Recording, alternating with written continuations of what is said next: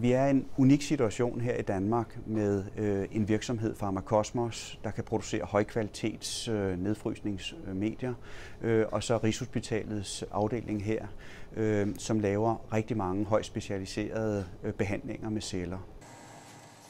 Projektet her er nyopstartet, men vi har store forventninger til det.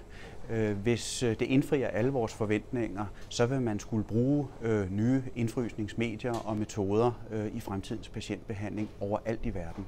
Markedet for nedfrysning af stamcelleorganer er på mange milliarder og er stadig stigende og vil få større og større betydning.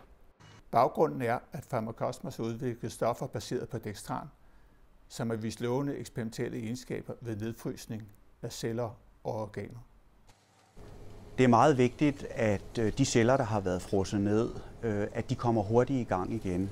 Det er vigtigt, at de har en god kvalitet, og vi regner med de nye frysemetoder, med de nye midler her, at få nogle celler, der kan komme hurtigere i gang i patienterne og give patienterne en bedre behandling.